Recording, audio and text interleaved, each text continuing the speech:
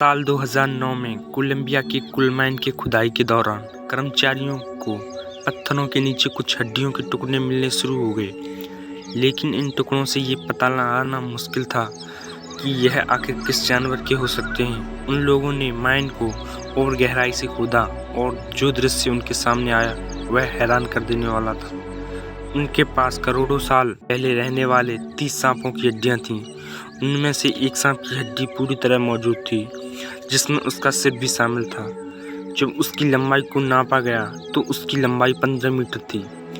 वैज्ञानिकों ने जानकारी दी कि उन कर्मचारियों ने जाने अनजाने में एक टाइटेनोबोआ सांप की खोज की है, जो धरती पर रह चुका अब तक का सबसे विशाल सांप था।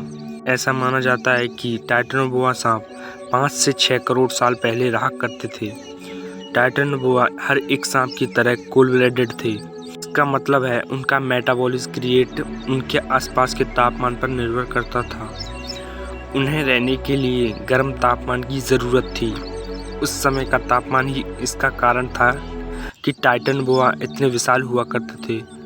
टाइटेनोबोआ करीब 50 फीट लंबे थे, जो कि आज के विशाल एनाकोंडा का करीब 2 गुना है।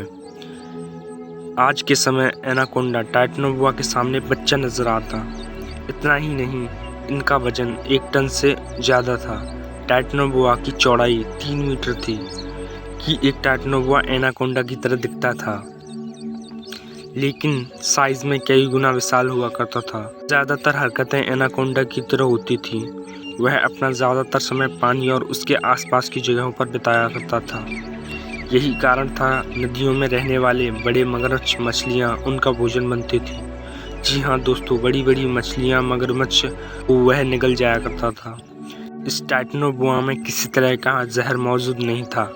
यही कारण था कि यह अपनी दानवों जैसी शक्ति से बड़े बड़े जानवरों को अपना शिकार बनाया करता था।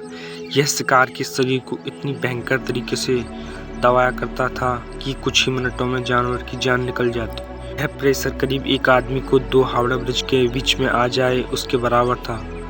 सबसे हैरानी वाली बात है कि इतना बड़ा सांप धरती से रहस्यमय तरीके से गायब हो गया। वैज्ञानिक कभी ठीक से पता नहीं लगा पाए कि टाइटेनोबोआ कब और कैसे खत्म हो गए। कुछ का कहना है धरती का तापमान समय के साथ साथ गिरने लगा और टाइटेनोबोआ भी खत्म हो गए, बल्कि टाइटेनोबोआ कभी खत्म ही नहीं हुए थे। तापमान के गिरने के साथ वे इन्वॉल्व हुए और उनका साइज घट गया, और हो सकता है कि आज के विशाल एनाकोंडा ही इवॉल्व टाइटेनोबोआ हो। वैज्ञानिक मानते हैं कि धरती का तापमान बढ़ने लगा है। इससे हो सकता है कि हमें फिर धरती पर टाइटेनोबोआ देखने को मिले। इतिहास में कई ऐसी रहस्यमय घटनाएं हैं जहां लोगों ने 50 से 60 फीट के सांपों को देखने की बात कही है।